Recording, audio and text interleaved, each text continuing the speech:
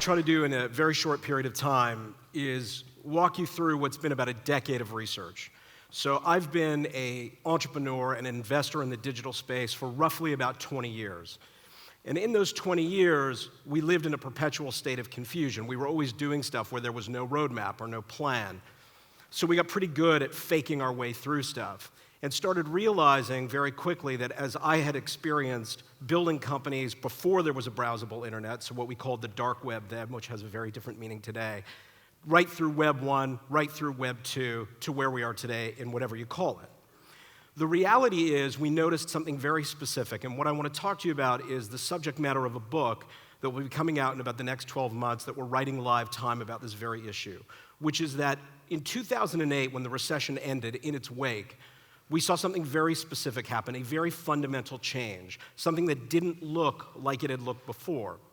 And I would argue that if you look at the digital age beginning in and around the late 90s, call it 1996, 1997, then in fact what happened is it ended in 2008, that the digital era as we knew it ended that year. And what rose in its wake was what I would call the Great Rewrite, an era where we are literally living in a teardown. The planet that we live in, that we're standing in, is being rewritten from the ground up. Almost everything you do, from how we speak, how we educate our children, how we buy, how we hire people, is being completely rewritten. Now, for me as an entrepreneur, my journey began 20 years ago. I spent most of my life worrying about ones and zeros, things that were intangible. I ended up selling my last business to a company in the United States called the Anschutz Corporation, one of the largest live sport and entertainment businesses in the world, owning assets like the Los Angeles Galaxy, the LA Lakers, the LA Kings. We were one of the largest concert promoters in the world. I ended up going from an entrepreneur in a very intangible world to becoming president of the innovation and digital group inside this company that dealt with very tangible things. The entertainment business is very simple. You put physical people in front of other physical people, you entertain them, and you sell them hot dogs and beer. That's basically the business. So talking about innovation and how a world is being rewritten around them is highly complicated when the owner of the business doesn't have a cell phone or a computer. Now today, I left, as every good entrepreneur does, when their earnout finishes, they leave the company that ended up buying their business. I'm still very involved in pro sport. I'm one of the owners of a professional football club in England called Coventry City. And what I realized in dealing with the leagues and dealing with large brands and dealing with almost anyone in positions of power is they had no idea what was going on. Zero.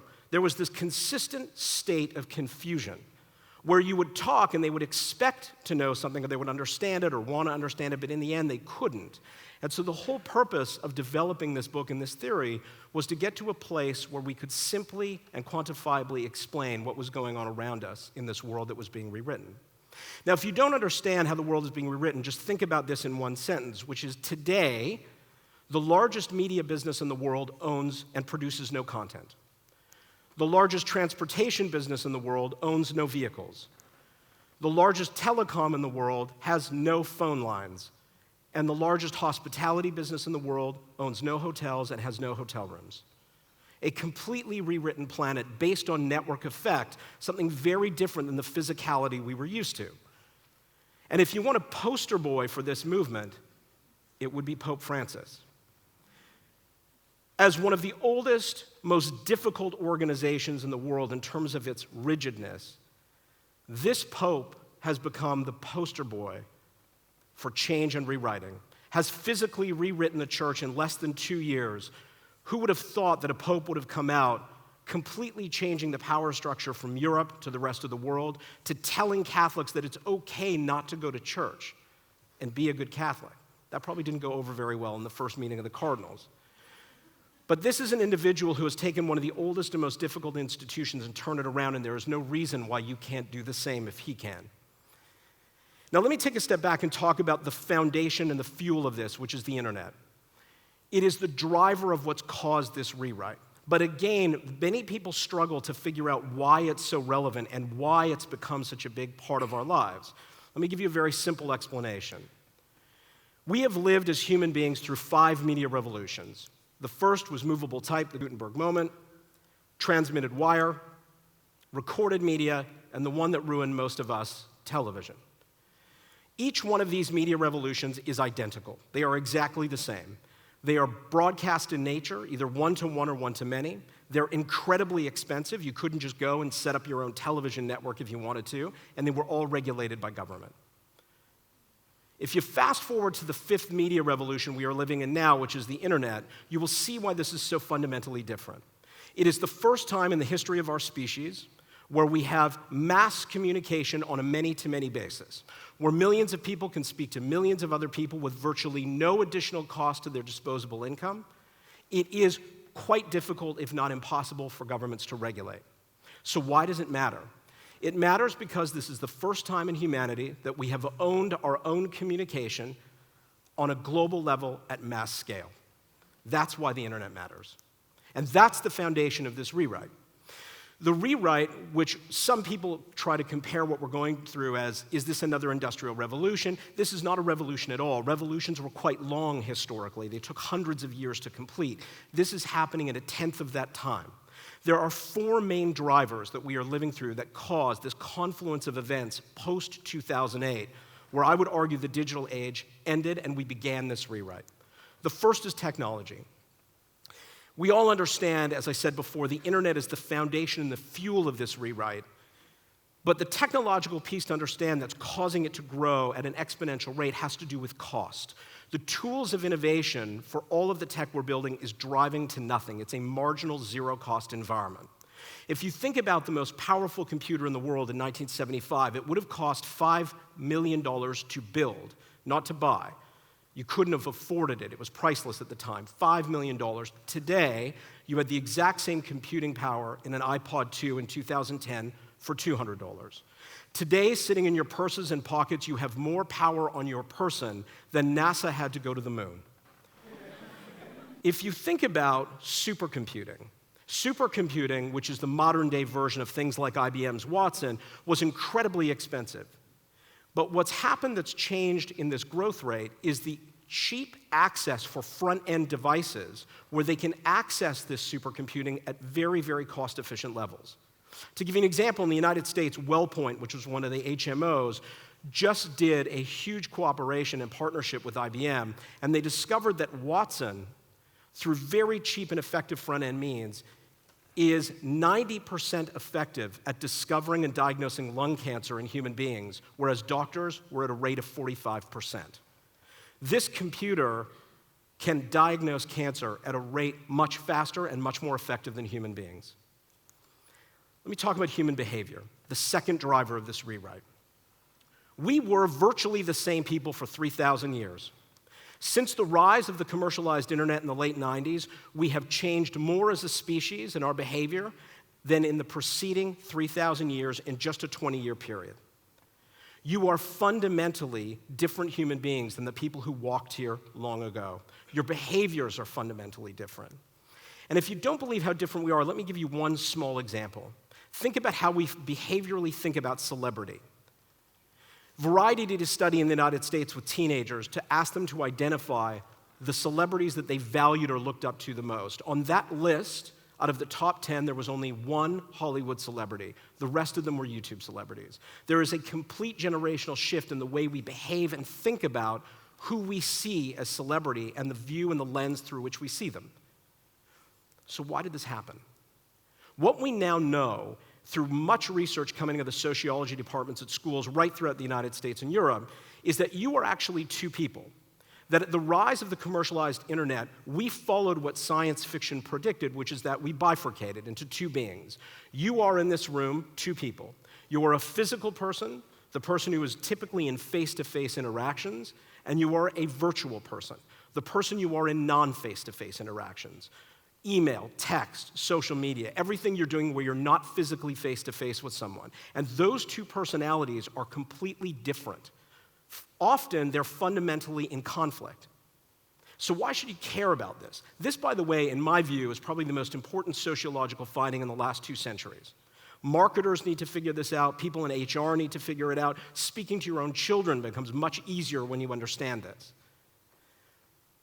It's happened at such a quick rate that we don't realize how it's affected our lives, this behavioral shift.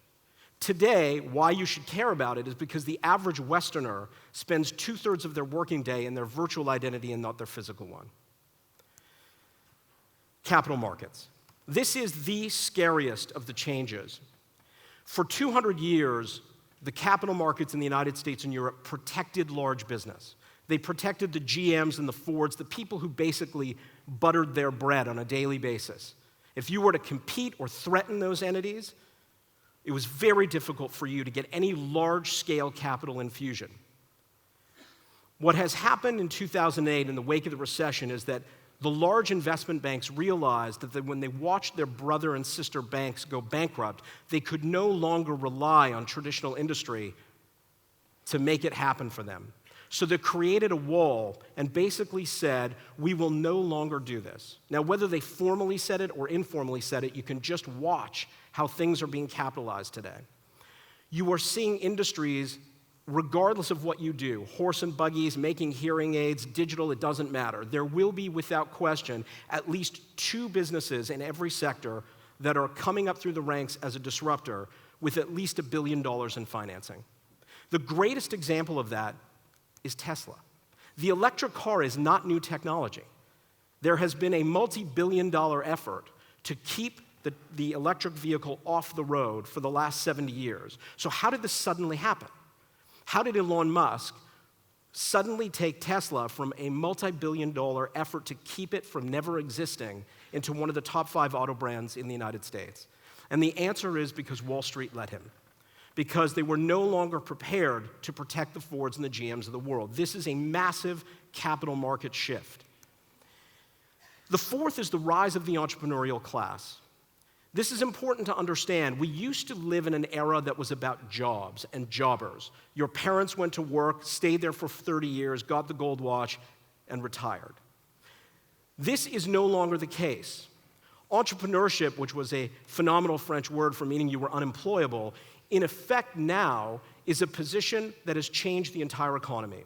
It is now the most desired program in almost every business school, and for most of us, we are in a position that we will be forced to be entrepreneurs, not just because we desire it, but because economic conditions will require us to be entrepreneurs. The age of retirement as we knew it is over. Retirement was a ridiculous concept. It was created for the baby boomers to get them out of the workforce. If you show people in their 20s commercials about retirement, the response you'll typically get back is, so you're telling me that my life begins at 60, which means my life before that was so bad that it's got to begin at the end of it? No thanks, not interested. So the rise of this entrepreneurial class has put us in a position where the whole economy has changed around how we see ourselves in relation to what we do every day.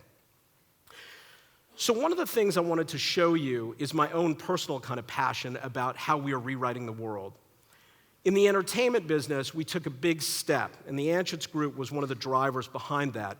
We not only took to set out to rewrite the way the market worked, but to rewrite the human being, to rewrite the human form. The company owned a very large festival that goes on in the Palm Desert called Coachella, which some of you may be familiar with. And what you are looking at here is not a photograph of a human being. This is a photograph of a rapper who passed away almost a decade ago named Tupac Shakur. This is a hologram of Tupac Shakur, and not your old Star Wars Obi-Wan Kenobi hologram. This is a $12.5 million 3D CGI'd replication of a human being who performed live on stage with Snoop and Dre and interacted live with the audience. About a year later, the modern iteration of this occurred. If you watch the American Billboard Awards, you would have seen Michael Jackson on stage with 9 dancers. Not a single human being on that stage. And what was amazing about it was Michael Jackson was performing a song that he recorded before he died but had never, ever performed live. This has been taken into the political realm now, where in Spain, human protest in person was disallowed. So Holograms for Freedom started to create protests of holographic human beings to do and function in the same way.